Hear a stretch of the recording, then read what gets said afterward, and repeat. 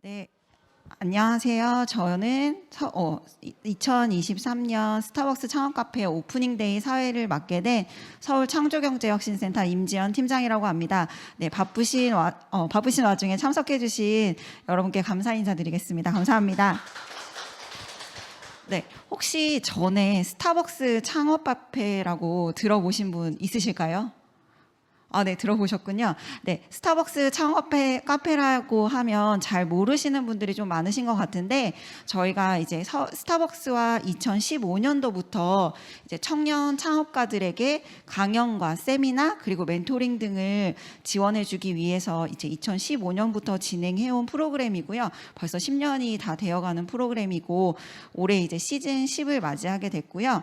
그리고 혹시 이 성수역점만의 특징이 있는데 혹시 아시는 분 있으실까요? 모르시죠? 네, 여기가 스타벅스에서 이제 지역사회의 장기 발전에 기여를 하기 위해서 만든 사회공헌 매장으로서 여러분들이 여기에서 커피를 한 잔 드실 때마다 300원씩 이렇게 청년 창업가들을 하는 분들께 기부가 되고 있기 때문에 그 기부금을 통해서 창업 교육, 네트워킹 프로그램 등을 운영하는 데 사용하고 있기 때문에 여러분들께서 좀 많이 이용해 주시고 스타벅스 창업 카페에도 많은 관심을 가져주셨으면 좋겠습니다. 생각보다 이제 스타벅스에서 커피 판매 이외에도 그 다양한 청년 창업자분들을 위해서 다양한 활동들을 하고 있기 때문에 여러분들도 이용하시면서 스타벅스 창업 카페에 대해서 많은 관심을 가져주시면 좋겠습니다. 네, 오늘 행사에 대해서 간단히 설명을 드리면요. 저희 스타스테크의 양승찬 대표님을 모시고 스타벅스 이제 스타트업 창업 그리고 투자 유치에 대한 경험을 간략하게 얘기해 주실 거고요. 저희 사전 질의 진행하고 현장에 계신 분들의 질의로 진행을 하도록 하겠습니다. 그리고 현장 질의하신 분들 중에서는 저희가 스타벅스 관련된 사은품도 드릴 예정이니까 질문 많이 해주시면 좋을 것 같습니다. 네, 그러면 불가사리를 활용해서 친환경 제설제를 개발하여 출시 3년 만에 시장 점유율 1위에 달성하신 스타스테크 양승찬 대표님 모시고 강연 들어보도록 하겠습니다. 네, 참석해 주신 분들 큰 박수 부탁드리겠습니다. 네, 안녕하세요. 스타스테크 양승찬입니다. 오늘 원래는 조금 더 이른 시간에 제가 강연을 했어야 되는데 앞전 일정 때문에 조금 지연된 부분들 좀 불편을 끼쳐드렸을 것 같아서 죄송하다는 말씀 먼저 드리고요. 일단 오늘 그 스타벅스에서 또 이렇게 만들어주신 좋은 자리가 또 저희 회사랑 또 회사 이름도 약간 겹치는 부분도 있어요. 뭐 스타스테크, 스타벅스. 그래서 창업 카페라고 되어 있는데 저희한테 좀 요청 주셨던 게 저희 스타스테크가 어떤 식으로 처음부터 조금 스텝을 밟아오면서 투자는 어떻게 유치를 했는지, 어떻게 성장을 했는지, 이런 부분들에 대해서 그냥 가볍게 편하게 얘기해 주시면 된다고 해서 진짜 아무런 큰 걱정 안 하고 왔거든요. 그래서 오히려 좀 질문 때 좀 저를 좀 많이 공격해 주시면 더 큰 도움이 될 수 있지 않을까. 일단 저희 회사를 되게 짧게 설명을 드리자면 제일 대표적인 키워드가 환경인 것 같아요. 스타벅스도 뭐 종이 빨대도 잠깐 썼었고 환경을 위한 여러 가지 노력들을 기울이고 있는 걸로 알고 있는데 저희 회사는 기본적으로 만드는 모든 솔루션들이 보다 친환경적인 그리고 보다 사회적 가치를 만들어낼 수 있는 솔루션을 하고 있어요. 저희 회사가 왜 이렇게 환경적인 솔루션에 좀 집착을 하는지는 요즘 ESG라는 키워드가 왜 대두됐는지랑 되게 많이 좀 일맥상통하는 것 같아요. ESG라는 키워드가 옛날에 그 저희가 투자 생태계에서 보면 항상 유행하는 키워드들이 있어요. 옛날에 뭐 인터넷 붐이 있을 때 뭐 IT도 있었고 뭐 옛날에 뭐 소부장도 요즘은 또 계속 핫하고 뭐 이런 여러 가지 키워드들이 있는데 ESG란 키워드가 과연 유행일까? 아니면 갑작스럽게 이렇게 대두되게 된 계기가 무엇일까에 대한 고민을 해보면 그건 것 같아요. 옛날에는 우리가 환경이라는 키워드를 생각했을 때 조금은 도덕적인 거, 그러니까 뭐 미래 후손을 위한 것, 뭔가 착한 일에 대한 좀 키워드였어요. 그러니까 도덕성에 대한 키워드였다면 요즘은 경제적인 지표와 굉장히 많이 온라인이 되고 있어요. 쉽게 말하면 보다 환경적인 게 보다 경제적인 솔루션으로 조금 변화하고 있다라고 생각이 드는데 대표적인 예시가 이런 거죠. 탄소 배출권 같은 것들. 2025년에 도쿄 회박 3차 조정 기간이 끝나면 실제로 탄소 배출권이 굉장히 글로벌하게 거래가 될 수밖에 없는 상황이 되고, 보다 탄소를 적게 배출하는, 보다 환경적인 솔루션을 만드는 기업은 보다 돈을 더 많이 벌 수밖에 없겠죠. 그러니까 ESG라는 키워드는 단순한 유행에서 그치는 게 아니라 기업의 지속 가능성 측면에서 계속해서 대두될 수밖에 없는 키워드가 되고 있는 것 같아요. 저희는 그 중에서 처음 시작할 때는 친환경 제설제라는 작은 아이템 하나에서 시작을 했었어요. 친환경 제설제라는 아이템을 처음에 선정한 이유도 어떻게 보면은 앞서 말씀드린 보다 환경적인 게 보다 경제적이다라는 이유 때문이었었거든요. 왜냐하면 탄소 배출권이 없어도 친환경 제설제를 써야 되는 이유가 경제성 때문이에요. 우리가 친환경 제설제가 일반 제설제보다 좀 더 비싸지만 전체 도로를 보수하는 비용까지 고려를 했을 때는 오히려 훨씬 경제적인 제설제가 되거든요. 그러니까 탄소 배출권이나 이런 어떤 부차적인 제도적 도움이 없이도 그냥 우리 솔루션 자체가 환경적이면서도 보다 경제적인 솔루션이 되어 왔었던 거죠. 그래서 저희는 이렇게 해양 폐기물인 불가사를 활용해서 친환경 제설제를 만들고 있고, 여러 가지 시장에서의 좋은 반응들을 만들어내고 있어요. 그래서 그렇게 될 수 있었던 이유는, 첫 번째는 친환경 제설제로서의 당연히 친환경성, 그래서 기존 친환경 제설제에 대비 여러 가지 성능적 우위를 가지고 있다, 제설도 잘한다, 그리고 무엇보다 방금 말씀드린 것처럼 더 경제적이다. 친환경 제설제를 사용함으로써 도로공사 고속도로에서만 연 거의 400억 가까운 비용을 너희가 우리 제품을 쓰면 절감할 수 있다라는 경제성적인 측면을 설명할 수 있었던 거죠. 저희 회사의 주요 제품, 어떻게 보면 첫 번째 시작했던 제품에 대해서는 그냥 가볍게 이렇게 설명을 드리고, 뒤에는 저희 회사가 어떤 식으로 이렇게 성장을 했는지를 진짜 짜잘한 것까지 좀 설명을 드리려고 하는데, 시작은 되게 단순했습니다. 전공이 화학공학인데 연구를 했었던 게 있었어요. 다공성 구조체에 대한 연구였었고, 그 연구에서는 사실 친환경 제설제까지 사업화시킬 정도의 기술이었는가라고 하면 아니었거든요. 그래서 그냥 군대에 있을 때 저거 가지고 그냥 아이디어만 좀 보태서 이렇게 하면 될 것 같아요 라고 해서 툭 던졌는데, 그냥 그 모델 자체를 너무 좋아해 주시는 거예요. 당시에 이제 제가 군인 신분일 때 심사위원 분들이나 멘토해 주셨던 분들이 이거 너무 컨셉 자체가 너무 좋은데? 라고 해서 이거 되나? 싶어서 그때 다시 연구 개발을 시작을 했어요. 연구 개발하고 파일럿 테스트하고 하는데 이제 돈이 필요해서 우리가 지금은 초기 창업 패키지 이런 걸 텐데, 옛날엔 창업선도 대학이라고 첫 지원 사업을 받게 됐죠. 근데 사실 보통 분들이 이 창업 사업화 지원금이나 이런 정부 지원금을 딱 처음 받는 데까지가 보통 초기 창업자분들의 첫 번째 스텝인 것 같아요. 근데 거의 여기서 끝납니다. 보통 한 80%는 여기서 끝나는 것 같아요.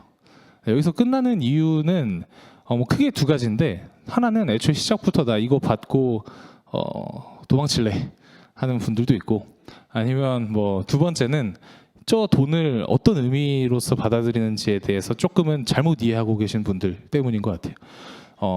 나중에 이제 점점 사업화 지원금들을 받는 규모들이 커지면서 보면 알게 되겠지만, 저 중기부에서 지원하는 창업 사업화 지원금은 액수 한도가 실제로 정해져 있어요. 예를 들면 처음에 내가 3,360만 원을 받았는데 다음에 내가 1억 원을 지원을 받으면 저만큼 빼고 줍니다. 근데 사업화 지원금의 최대 장점은 뭐라고 해야 될까요? 우리가 재무상의 계정을 좀 자유롭게 활용할 수 있다. R&D 지원금은 사실 인건비나 연구 개발을 위한 목적으로밖에 못 쓰지만, 사업화 지원금은 원자재 살 수도 있고 생산할 수도 있고 하고 싶은 거 웬만하면 할 수 있습니다. 저렇게 활용할 수 있는 자본이 생긴다라는 거가 되게 중요한 의미를 가져요. 첫 번째 의미는 자유도가 있다. 두 번째 의미는 제한적이다라는 건데, 제한적이다라는 건 저거 받고 아까 말씀드린 것처럼 또 받을 거라는 보장은 없어요. 근데 많은 분들이 이거 딱 받고, 요즘은 또 크게 주기도 하더라고요. 1, 2억씩도 주기도 하는데, 1, 2억씩 받고 돈이 생겼으니까 처음 하는 게 보통 직원들을 뽑고 인건비를 주기 시작합니다. 네, 그렇게 하면 그 80%의 없어지는 기업으로 가는 되게 빠른 지름길로 가는 것 같아요. 왜냐하면 인건비는 쉽게 생각하면 이제 번 레이트죠. 우리가 매달 계속 꾸준히 나가야 되는 비용. 우리 회사가 자본이 부족하다고 해서 직원들한테 월급 안 주고 악덕 사장이 될 수는 없으니까 계속 나가야 되는데 그러다 보면 뭐 회사가 돈이 금방 마르겠죠. 그래서 오히려 이 초기에 사업화 지원금을 저희는 어떻게 썼었냐면 저희 월급은 0원이었고요. 아예 없었고 저 돈은 싹 다 시장에서 파일럿 테스트하고 개발하는 데만 들어갔었던 것 같아요. 사업화 지원금이니까 조금 자유롭게 쓸 수 있어서 실제로 제품을 좀 만들어 본 거죠. 뭐 이거 케이스 스타트업 얘기는 넘어가도록 하고 제품 만들고 뭐 R&D 하고 하면서 성과들이 나오다 보니까 실제로 빨리 이제 법인 설립을 했어요. 이게 지금까지도 제가 후회하는 1번입니다. 제가 했던 행동 중에 후회하는 1번. 왜냐하면 혹시 법인 설립이 안 되어 있는 아직은 법인 설립 단계는 아니고 지금은 이제 법인 설립 전인 분들이 있으시다면 요즘은 좀 많이 아시는 것 같은데 되게 알아두시면 좋은 꿀팁 같은 게 있어요. 2017년 중순인가 2016년 말인가 그 조세특례법이 개정이 됐어요. 그 만 39세 이하만 해당됩니다. 아쉽게도 만 39세 이하 청년 창업가 분들이 과밀 억제권역 외 지역에 창업을 하면 최초 과세 표준액이 찍히는 시점부터, 그러니까 법인 설립 시점부터가 아니라 최초로 내가 매출하고 수익이 발생한 시점부터 7년 동안 법인세가 100% 면제예요. 근데 이거보다 강력한 조세특례 제도는 아예 없습니다. 이게 제일 강력한 조세특례 제도예요. 현존하는. 물론 최저한세는 내야죠. 최저한세 뭐 7% 이건 내야 되는데 100%를 감면해주는 제도는 아예 없어요. 근데 그걸 저는 몰랐죠. 그래서 저는 만 39세 이하였지만 과밀억제권역 외 지역에 법인 설립을 하는 걸 놓쳤어요. 많은 분들이 과밀억제권역 외 지역이면 막 무슨 시골 가가지고 설립해야 되는 줄 아는데 아니에요. 서울에도 과밀억제권역 외 지역이 있습니다. 원래는 세 곳이었다가 두 곳으로 축소된 걸로 아는데 세 곳 중에 한 곳이 여기였었어요. 원래는. 근데 지금은 아닌 걸로 알고 있고 지금은 서울에선 구로랑 가산 두 군데입니다. 그래서 만약에 법인 설립을 하는 당시에 만 39세 이하 청년이 구로나 가산에 주소지를 두고 법인 설립을 하면 그때부터 우리가 열심히 사업을 하고 한 3년이 지나서 처음으로 우리 회사에 수익이 생겼는데 영업이익이 생기고 당기순이익이 생겨서 세금을 내려고 하니까 그때부터 7년 동안 우리는 세금을 안 내도 된다. 최저한세만 내면 된다인 거죠. 그래서 그런 것들을 모르고 저는 좀 멍청한 선택을 해서 지금도 굉장히 무보험 납세자로 살고 있습니다. 세금을 좀 잘 착실히 내고. 그래서 추후에 이제 그런 부분들에 대한 것들이 만약 아직 법인 설립 안 돼 계신 분들이라면 고민을 해도 좋은 부분인 것 같고요. 만약 실제 저희는 공동 창업자가 저 포함 3명이었었기 때문에 그 이후에 이제 그 창업자들과의 뭐 지분 분배나 그리고 지분 분배 외적으로 이 친구들을 어떻게 좀 모티베이션 할지에 대한 이런 이야기는 나중에 궁금하시면 제가 답변 드리겠습니다.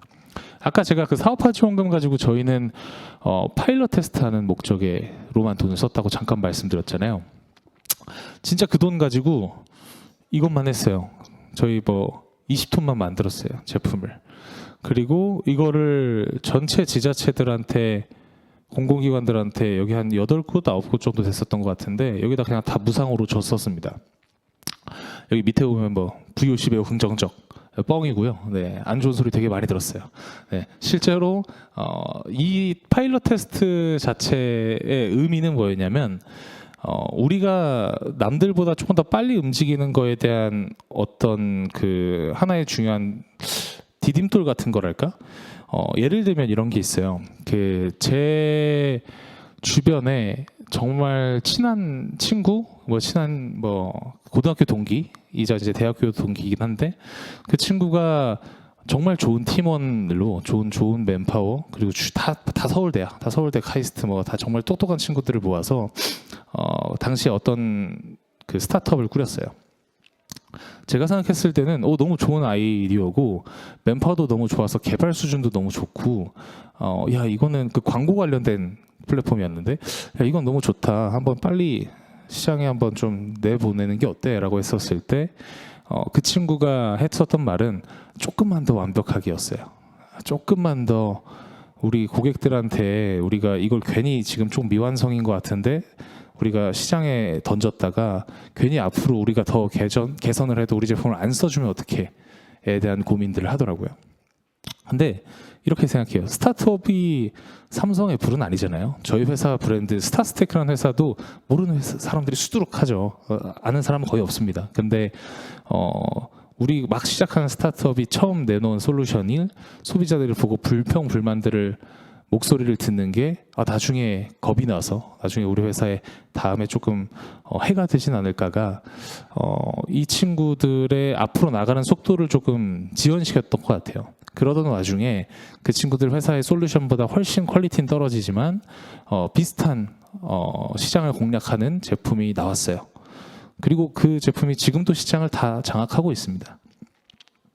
그 친구들은 그래서 결국엔 그렇게 한 2년 3년 동안 고생해서 개발하던 프로젝트를 아예 접어버리고 소위 피벗을 했죠. 소위 피벗을 해서 지금은 잘 하고 있는데 어떻게 보면 그 친구들한테는 그 2, 3년이라는 게 교훈이기도 하겠지만 날린 시간이잖아요. 저는 매일 다른 사람들한테도 얘기하는 게 우리가 완벽하게 생각하는 거, 우리가 이걸 준비를 이 정도 했으면 됐어라고 완벽하다고 생각하는 게 과연 완벽할까에 대한 첫 번째 질문을 던지고 두 번째는 그게 완벽하면 어떡할 건데에 대한 질문을 던집니다. 제가 옛날에 이 파일럿 테스트 했을 때 느꼈던 게 있었는데 저는 조금 성격이 워낙 급하고 좀 무모한 성격이라 야 일단 그냥 이 정도 했으면 됐어. 일단 뿌려봐. 이렇게 했던 것 같아요. 생각 별로 안 하고 일단 뿌려봐. 근데 그 뿌리면서도 나름의 그 확신은 있었어요. 야, 이 정도 했으면 그래도 뭐 이런 문제들 정도는 얘기하겠지만 뭐 나머지는 다 조화를 할 걸 이런 나름의 생각을 가지고 뿌렸었어요. 근데 그때 제가 이런 답변들이 있었어요. 제설제는 이렇게 소포장도 있지만 이 사진은 소포장밖에 없는데 톤백 같은 게 있어요. 하나에 1톤씩 담겨 있는 엄청 큰 백에 제설제가 담겨 있는데 그걸 이제 줬는데 저희는 그게 생각을 한 거죠. 우리 내부에서. 아니 당연히 1톤 백에 밑에다가 우리가 배출구를 달아놔 주면 배출구만 풀면 제설제가 쏟아지니까 사용하기도 훨씬 편하고 그리고 이거 배출구만 다시 묶으면 재활용도 할 수 있으니까 야, 너무 좋아하겠다. 그래서 돈을 더 줘서 톤백에다가 이렇게 막 좀 수정을 커스터마이즈 해가지고 막 주고 그랬었어요. 그것 때문에 욕을 엄청 먹었어요 저희가. 그러니까 걔네들은 그 제설하는 작업자분들은 밑바닥에 이런 배출구가 있는 게 낫으로 다 빨리빨리 작업해야 되니까 겨울에 다 뜯어야 되는데 배출구가 걸리는 거예요. 그래서 이거 못 쓰겠다고 그거 하나 때문에 못 쓰겠다고 엄청 막 욕을 먹고 그랬어요. 근데 그때 딱 느꼈어요. 우리가 내부적으로 아무리 진짜 막 백날 천일을 고민을 해도 결국엔 시장에서만 알 수 있는 문제들이 있구나. 결국엔 시장에서 나올 수밖에 없는 문제는 우리가 시장에 발을 디뎌봐야밖에 모르겠구나. 그래서 완벽하다라는 걸 우리가 내부적으로 정말 완벽하다고 생각하는 게 과연 완벽할까는 저는 아니라고 생각해요. 내부적으로 100개의 고민을 했으면 제 경험상 밖에는 200개의 또 다른 고민들이 있습니다. 결국에는 시장에서 우리가 앞으로 계속 나아가는 모멘텀으로 뭔가 계속 던지지 않으면 저희가 내부적으로 고민해서 해결하는 속도의 절반도 안 될 거예요. 그거를 우연찮게 저는 성격상 그냥 무식하게 하다 보니까 알게 된 거죠. 근데 이게 또 다른 이점이 있었어요. 투자를 받을 때였는데 저희가 2017년 말에 법인 설립하고 거의 한 3개월 만에 투자를 받았어요. 사실 법인 설립 이때 했었어도 됐는데 그때는 뭐 생각 안 하고 그냥 법인 설립하고 막 투자 유치하다가 그래도 우연찮게 블루포인트 파트너스라는 나름 우리나라에서는 얼마 전에 상장은 실패했지만 우리나라의 나름 메이저 A씨죠. 여기에서 이제 투자 유치를 받았습니다. 이때 당시에 블루포인트가 단 한 번도 투자해 본 적 없는 조건에 좋은 조건으로 투자를 받았었어요. 그래서 투자 받을 때는 뭐 좋다 뭐 투자 받았으니까 뭐 이러고 이제 다음 스텝을 고민하고 있었는데 나중에 가서 물어봤어요. 당시 이제 뭐 심사역 분들이나 아니면 뭐 그 이용관 대표님이나 이렇게 물어봤었는데 심지어 저희가 투자 받을 때 기술 개발도 안 끝나 있었거든요. 근데 왜 이렇게 이례적인 조건으로 투자를 해주는 걸 오케이를 했는지 그게 이거였어요. 그때 얘기해줬던 게. 수많은 스타트업들을 보고 기술 개발에 대해서 고민을 하고 기술 개발 수준이 우수한 심지어 테크 베이스의 투자들을 하는 이 블루포인트 파트너스가 되게 많은 스타트업들을 만나봤는데 벌써 시장에다가 던져놓고 시장의 피드백들을 이렇게 현실적으로 들은 기업은 본 적이 없다. 근데 우리가 얘기하는 것들은 이 파일럿 테스트 결과 이런 부분들이 문제가 있다고 해서 이것만 개선하면 얘네가 사준대요 라는 이야기를 우린 들고 왔었거든요. 얘네들 블루포인트 입장에서는 얘네가 개발이 아직 안 됐지만 개발만 하면 진짜 팔리겠네. 그러니까 개발이 되는 거랑 팔리는 건 다른 문제니까 얘는 개발하면 진짜 팔겠네. 그냥 그런 확신이 들었대요. 그래서 저희가 되게 시드 투자를 정말 좀 크게 문제 없이 받았던 것 같아요. 크게 뭐 어려움 없이. 근데 그 시드 투자 단계에서 또 궁금하실 부분들이 아마 많으실 거예요. 뭐 예를 들면 조건은 어떻게 뭐 조율할 건지, 뭐 밸류에이션이라는 건 도대체 뭐 어떻게 산정을 하는 건지, 뭐 우리는 도대체 얼마만큼 투자를 받을 수 있을지, 뭐 다일루션은 얼마나 될지, 뭐 고민들이 많을 텐데 사실 시드 투자 때는 그런 고민들이 크게 의미 없습니다. 우리가 필요한 돈이 있으면 그들이 생각하는 그 적정선의 밸류에이션이 정량적인 지표로 결정되진 않아요. 보통 일반적으로. 그냥 우리가 필요한 돈이 2억이야. 그러면 우리 10%만 다일루션 되고 싶어서 한 20억 해줘요. 그냥 그 수준에서 조율하다 끝납니다. 근데 진짜 생각해보면 우리한테는 큰 돈인데 20억 큰 돈이고 막 2억 큰 돈인데 투자자들 입장에서는 엑셀러레이터 특성상 몇백억 되는 펀드 가지고 1억씩 2억씩 쏘는 회사들 하나하나에 밸류에이션 산정을 하는데 에너지를 쏟을 수는 없기 때문에 그들과 커뮤니케이션 할 때 오히려 더 중요한 건, 특히나 시드 투자 단에서 더 중요한 건 그들한테 조금은 그냥 기업 자체에 대한 감정적인 확신을 주는 게 더 중요한 것 같아요. 아까 우리의 파일럿 테스트라든지 혹은 대표이사의 뭐 사업에 대한 확신이라든지 혹은 기술 개발 자체의 비전이라든지 뭐 시장 규모가 얼마인데 우리가 얼마를 먹을 거고 여기서 얼마 먹었을 때 우리가 수익이 얼마 나고 재무 계획이 이렇게 돼서 당장 우리 회사의 뭐 현재 현금 흐름 같이 산정했을 때 2부 EBITDA 계산하는 거 얼마야 뭐 이런 거 사실 안 봐요. 네, 크게 관심 없습니다. 시드 때는 그랬던 것 같고요. 뭐 다시 저희 회사 이야기로 잠깐 돌아와서 저희는 그렇게 시드 투자를 받고 바로 공장을 세웠습니다. 정확히는 이제 임대 공장이고 여기다 이제 설비를 저희가 사서 넣은 거죠. 남들이 봤을 때는 심지어 이때 다시 하나 덧붙이자면 기술 개발이 여전히 안 끝나 있었습니다. 그래서 사람들이 생각했을 때는 미친 놈인가 싶었을 거고 블루포인트 파트너스도 투자금 자기들이 2억 정도 이렇게 줬는데 갑자기 없어졌어요. 2억이. 그러니까 설비 사느라 다 썼어요. 이러고 보니까 이거 진짜 미친 놈들인가? 이렇게 되는 거죠. 근데 저희는 그렇게 할 수밖에 없었던 이유가 저희는 겨울 시즌 제품이잖아요. 2018년, 19년 해서 18년 뭐 10월부터 19년 2월까지 하는 그 겨울 시즌을 놓치면 우린 1년을 기다려야 돼요. 그러니까 저는 그 1년을 기다릴 수 없어서 타임라인상 무조건 바로 사야 돼. 바로 설비 셋업해야지 우리가 공정 안정화하고 어떻게든 일단 그 공장 해놓고 기술 개발은 어떻게든 이렇게 맞춰. 일단 그냥 무작정 해.로 접근을 한 거죠. 좀 무식하긴 한데 결국엔 그게 저한테는 계속 앞으로 가는 모멘텀은 계속 만들어준 거고. 근데 뭐 혹시나 여기서 제조 스타트업을 구상하고 계시는 분이 있으신가요? 제조 베이스의 스타트업?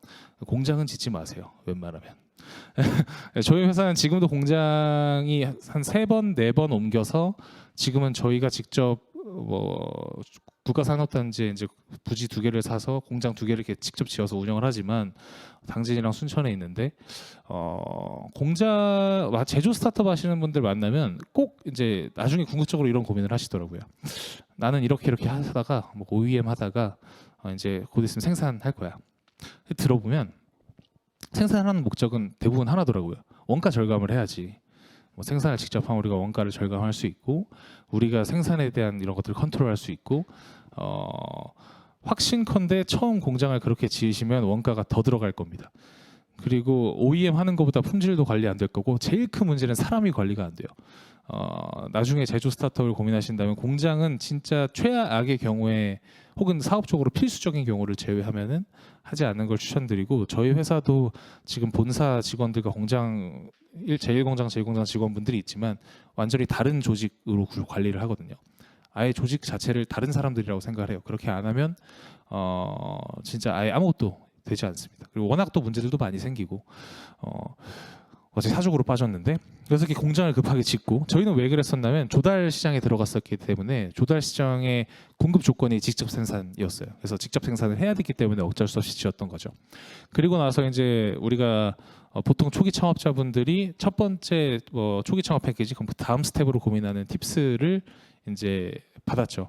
팁스는 나중에 가면 회사가 규모가 커질수록 R&D 과제들을 많이 하다 보면 그렇게 큰 규모의 과제는 아니지만 초기 기업들한테는 약간 단비 같은 과제이기도 합니다. 왜냐하면 최초 5억 원의 R&D 예산을 지원을 해주고 그리고 2억 원의 1억 사업화, 1억 그리고 해외 사업화 이런 식으로 지원을 해주죠. 근데 아까 말씀드렸다시피 그 1억 사업화를 받으면 우리가 처음에 받았던 3,460만 원은 빠지고 받습니다. 예.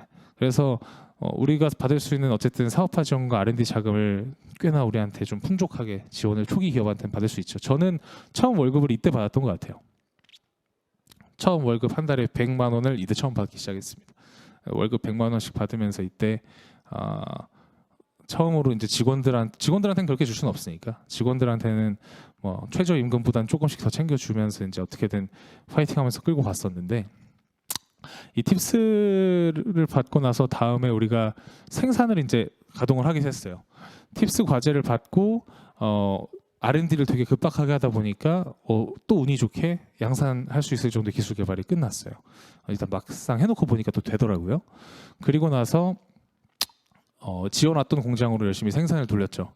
진짜 막노동에 가까운 생산이에요. 저는 제조 생산을 직접 하는 걸 웬만하면 그닥 추천드리지 않았던 제일 큰 이유 중에 하나도 제가 실제로 생산 같은 걸 직접 많이 하고 했었고 25kg짜리 백을 하루에 막 8,000개씩 이렇게 실링하고 옮기고 이렇게 해왔었는데 사실 그걸 1년 반 전까지만 해도 계속 했었습니다. 계속 꾸준히 막 생산하고 하다 보면 너무 예상치 못한 문제들도 많이 터지고 어쨌든 저희가 이렇게 생산을 해서 처음으로 판매한 곳은 한국 정부가 아니었어요. 지자체가 오히려 아니었고 저희는 오히려 일본이 첫 고객이었습니다. 첫 그 매출이 일본의 수출이었어요. 그렇게 될 수 있었던 이유가 맨 앞에 제가 말씀드렸었던 그 맥락과 딱 들어맞습니다. 친환경 제설제 이거 비싼데 이거 사면 너희들 도로 유지 보수하는 비용 오히려 더 줄어들어에 그걸 받아들였던 첫 고객이 일본의 고객이었어요. 그래서 지금도 저희 제품을 매년 사가는 일본 고객분들한테 이렇게 처음 일본 제품을 팔고 해외 시장에 쭉 진출하게 되죠. 아까 도전 K 스타트업 갑자기 잠깐 나왔다 훅 넘어갔는데 저희가 도전 K 스타트업이라는 대회를 2018년에 나갔었던 적이 있었어요. 2017년에는 군인 신분으로 나갔었고 근데 도전 K 스타트업이라는 대회가 지금도 하고 있죠. 저희 때 이후로 TV에서 방송을 안 하는 것 같은데 왜 안 하는지는 대충 듣긴 했지만 어쨌든 TV에서 이렇게 방송은 안 하지만 여전히 우리나라에서는 그래도 제일 많은 부처들이 참여하는 대회로 지금 굉장히 많은 팀들이 참여를 하고 있죠. 저희가 2위를 했었는데 상금도 엄청 컸어요. 지금은 좀 줄었을 수도 있는데 도전 K 스타트업을 참여하는 거는 한 번쯤 시도는 꼭 해볼 필요가 있는 게 세 가지 정도의 그 장점을 얻었던 것 같아요. 첫 번째는 어쨌든 도전 K 스타트업에 출연해서 함께 경쟁해 나가는 스타트업 분들은 나름 다 좋은 스타트업으로서 성장을 해나가고 있는 기업들이 많습니다. 그러면 우리들은 그 스타트업 대표님들과의 좋은 네트워크를 형성하는데 첫 번째 큰 도움이 되는 것 같고요. 두 번째는 굉장히 광범위한 투자자들을 대상으로 할 수 있는 IR의 장이 돼요. 물론 우리가 원래 하는 IR처럼 2-3시간 할 수는 없지만 굉장히 짧은 5분, 10분 동안 컴팩트하게 절대 다수의 투자자분들한테 우리 회사를 소개하고 관심을 끌어줄 수 있는 한 가지 굉장히 좋은 찬스가 되기도 합니다. 실제로 저희도 이 대회 끝나고 여기서 컨택된 투자자와의 시리즈 A 투자가 연결이 됐었고요. 그리고 세 번째가 많은 분들이 생각보다 예상을 못하는 부분인데 도전 K 스타트업 대회를 주관하는 부처는 정부 부처입니다. 교육부, 과기부, 중기부, 국방부도 있을 거고요. 국방부도 있었고 어쨌든 이런 사개부처 저희한테 사개부처 정도가 같이 참여를 했었는데 그거의 의미는 뭐냐면 거꾸로 생각하는 거예요. 이 대회를 연 사람들의 1번 과제는 뭘까? 이 대회를 주관한 우리 공무원 분들이라든지 관계자분들의 1번 KPI는 무엇일까는 여기 나온 스타트업, 여기서 상 받은 스타트업들이 잘 되는 겁니다. 그래서 여기 나온 스타트업들이 잘 되는 게 정부 부처 관계자분들이 자기들이 자랑할 수 있는 1번 KPI예요.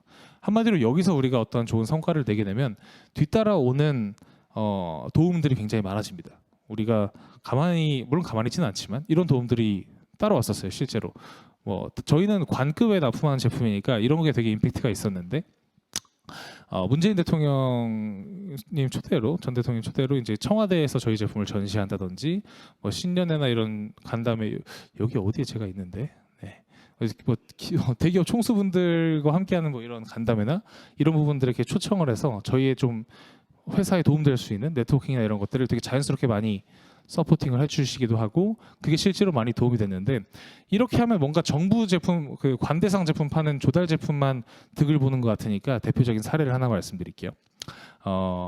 저랑 같이 2017년도에 대회 참여했었던 지금도 되게 친한 대표님이 잘 아시는 링티의 이원철 대표님이 있습니다. 링티의 이원철 대표님이 링티라는 제품을 처음으로 팡 터트리게 된 계기가 와디즈였어요. 지금도 와디즈의 대표 사례로 항상 링티가 꼽힙니다. 근데 링티가 와디즈에서 빵 터트릴 수 있게 한 되게 강력한 카드 하나가 뭐였냐면 문재인 대통령이 그 링티를 마시는 그 장면 사진 한 장이었어요.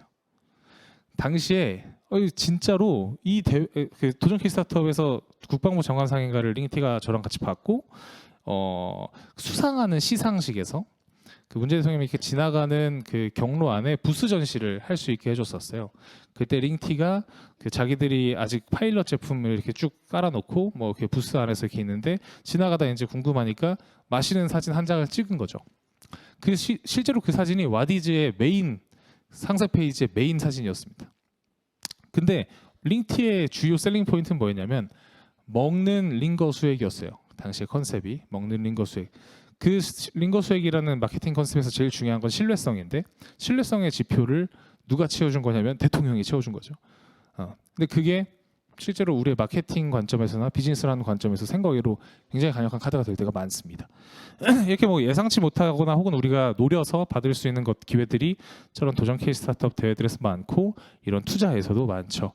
사실 시리즈 A 투자부터는 저희가 투자 유치를 어떻게 해야 되고 밸류에이션을 어떻게 산정해야 되고 뭐 우리가 어떤 식으로 재무 계획들을 세워야 되는지에 대해서는 정말 한 3시간짜리가 될 것 같아서 넘어가 혹시 질문이 있으면 제가 가볍게 답변 정도로 드릴게요. 뭐 이런 것들을 보내고 그 시리즈 A 투자유로 공장도 이전하고 이제 친환경 절제 시장에서 안착을 하면서 쭉 성장을 해왔습니다. 지금은 연 조달에서만 한 150억 정도, 회사는 아마 이번 시즌에는 한 250억 정도 매출로 성장을 하고 있는 상황입니다.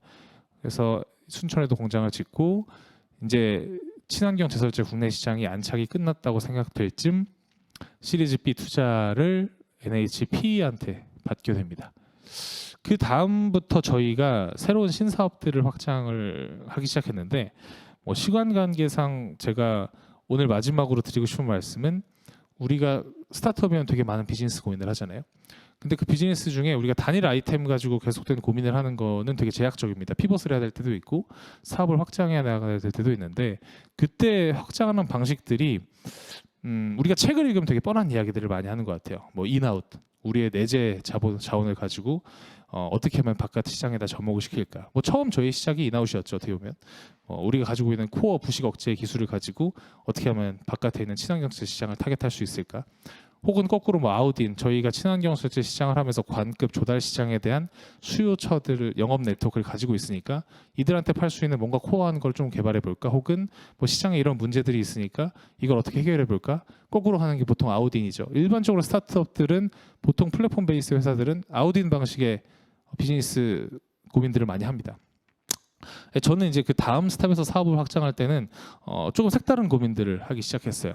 첫 번째 중기 확장 계획이 그런 거였는데 저희가 이제 해양 폐기물이라는 불가사를 가지고 친환경 제설제 사업을 하면서 우리 사업의 한계가 무엇인지를 고민을 해본 거죠. 그 한계가 크게 두 가지였어요. 첫 번째는 계절성의 한계가 뚜렷하다. 제설제 사업이니까 어쩔 수 없죠.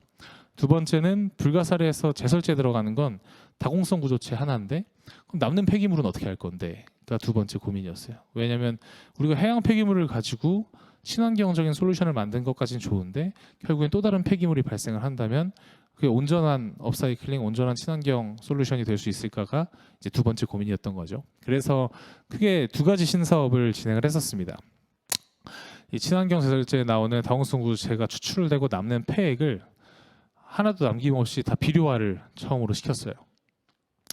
그렇게 되면 원래는 톤당 50만 원, 60만 원 주고 폐기 처리해야 됐던 거를 우리가 비료로 만드니까 어떻게 보면 마이너스 원가 개념이 되는 거죠. 원가에서 마이너스로 상계 처리가 되는 거고 우리 입장에서는 굉장히 경제적인 비료를 만들 수 있었어요. 사실 비료 자체는 우리 친환경 제설제나 뒤에 얘기할 화장품 원료처럼 엄청 기술적으로 차별적인 건 아니고 그냥 사종 복합 비료, 유기질 복합 비료로 굉장히 싼 가격에 공급할 수 있는 비료였기 때문에 시장 접근 전략을 세 개로 나눴어요. 하나는 진짜 그냥 우리 회사의 비전을 완성하기 위해서 개발도상국의 원조 사업하자. 실제로 칠레에 원조하고 그러고 있습니다. 두 번째는 파만농, 풍농, 남해화학 이런 원래 대형 비료 생산 업체들, 물론 파만농이야 이제 OEM을 하지만 그런 비료 제조업체들도 어차피 사종복합 비료 이런 비료들은 만드니까 그들의 비료 제조 원가보다 싸게 공급해주자. 그래도 우린 남으니까. 그러면 그들 입장에선 자기들 제조 원가보다 낮게 비료를 생산할 수 있고 우리는 그래도 수익이 남으니까 서로 윈윈. 실제로 그렇게 해서 파만농가 중국 수출권에 대해서 논의를 하고 있기도 하고 세 번째는 그냥 심플하게 우리가 직접 팔아보자 해서 지금 농협 지점들이나 아니면 이번에 태국에 초도 물량을 수출하기도 했죠. 그래서 이런 식으로 조금 비료 사업은 되게 심플하게 그냥 제일 싫어하지만 제일 깔끔한 싸고 좋은 제품 만들어서 잘 팔고 있고요. 두 번째가 사실 고민이었어요.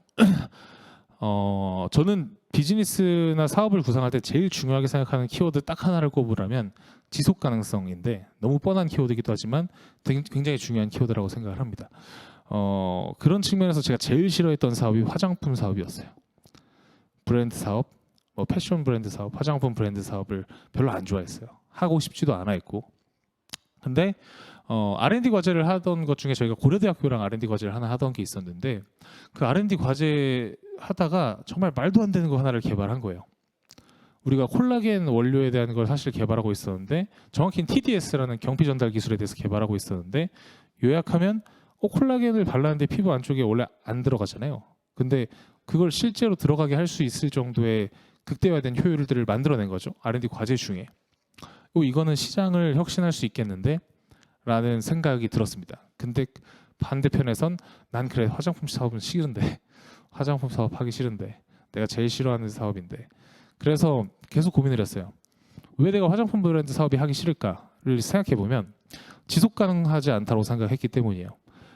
우리가 소위 브랜드 사업에서 혹은 어떤 사업이든 간에 시장에서의 장벽, 시장 배려를 만들 때 크게 쓰이는 건 첫 번째가 IP, 우리가 기술 장벽, 특허 이런 것들이 있겠죠. 두 번째가 보통 헤리티지입니다. 브랜드 사업에선.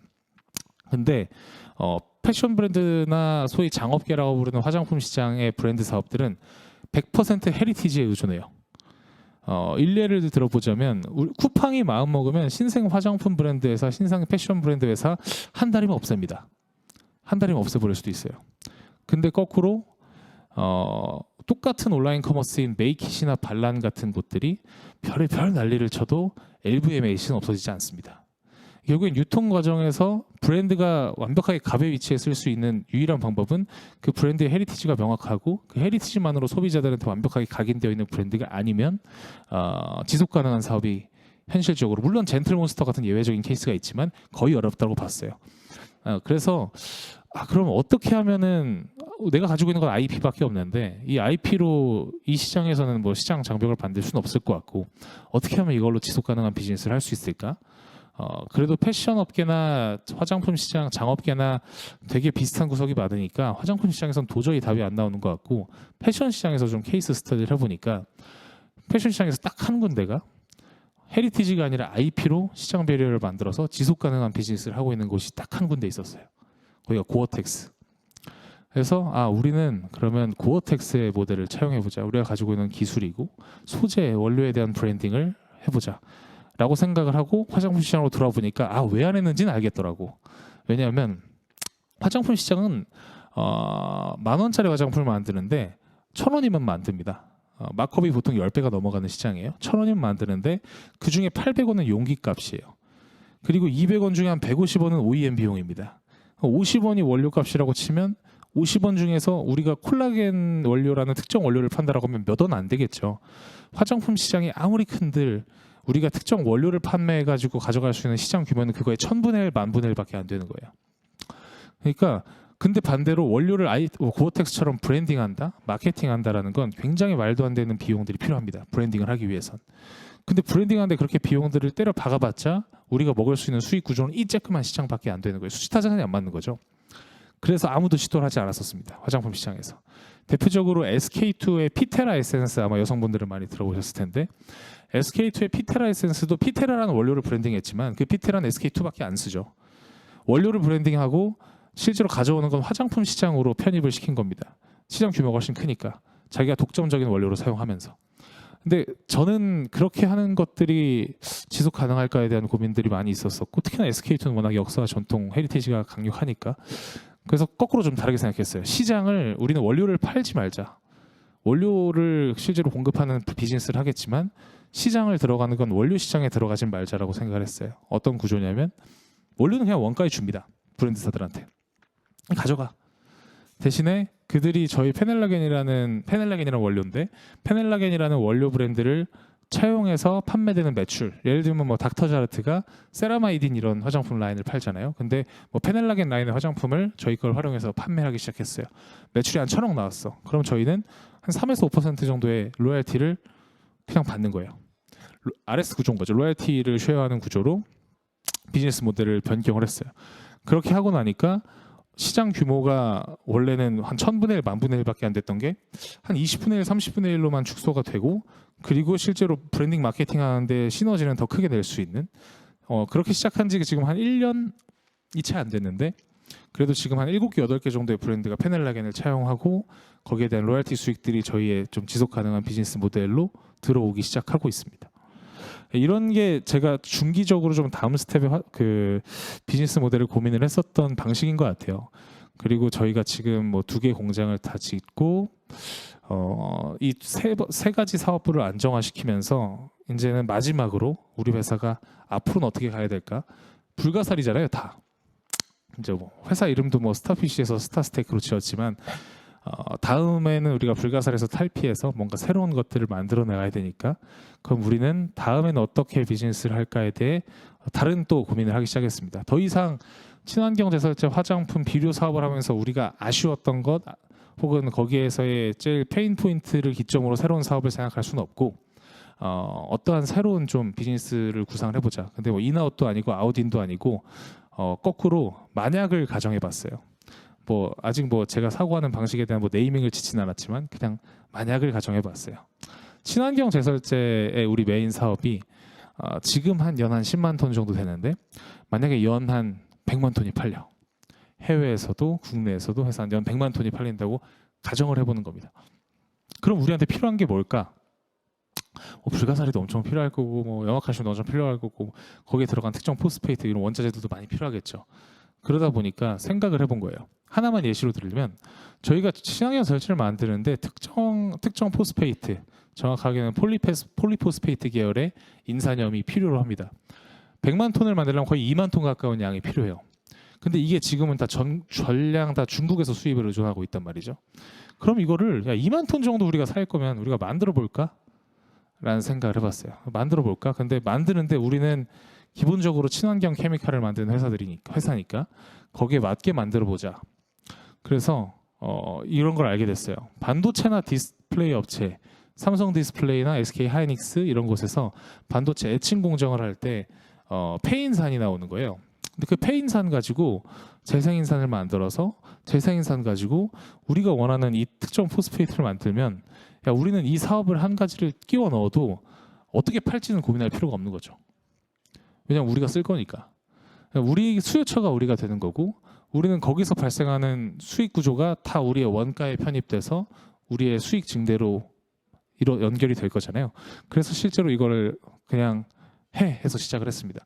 저희가 지금 하고 있는 저희 회사의 메인 R&D가 실제로 폐인산을 재생인산화시키고 재생인산을 저희가 원하는 특정 폴리포스페이트로 만드는 이런 R&D를 진행을 하고 있고요. 이게 되게 되면 뭐 저희의 원가 컨트롤하면서도 품질을 컨트롤할 수 있을 거고, 만약에 생산 캐파가 더 늘어난다면 이건 새로운 국내 인산염 시장으로 확장을 해서 새로운 또 시장 진출도 가능하겠죠. 이게 앞으로 저희 회사가 계속해서 비즈니스를 확대하는 방식이 될 것 같아요. 예를 들면 이런 거죠. 반도체 디스플레이 업체에서 폐인산 받아서 재생인산 만들고 SHMP라는 특정 폴리포스페이트 만들어서 우리가 쓸 거야. 뭐 남는 건 너희 팔게. 뭐 이런 느낌. 실제로 이런 구조를 뭐 거창하게 뭐 인산 재생 ESG 컨소시엄이라고 막 거창하게 붙여놨지만 이걸 사실 되게 대기업들이 좋아합니다. ESG에 특히나 환장해 있는 우리의 SK를 비롯한 수많은 대기업분들, 삼성의 아리백이라든지 그들이 제일 원하는 건 진짜로 유의미한 자기들의 거버넌스 이슈도 해소를 하면서 유의미하게 사회적 가치를 만들어내고 지속 가능한 비즈니스에 같이 조금 동참할 수 있는 이런 구조를 제일 선호해요. 그래서 우리는 그런 구조를 그려주고 서로 협업을 하는 이런 것들을 계속 만들어 나가고 있습니다. 저희 회사에 대한 이야기가 좀 길었는데 요약하면 저희는 ESG 기업인 것 같아요.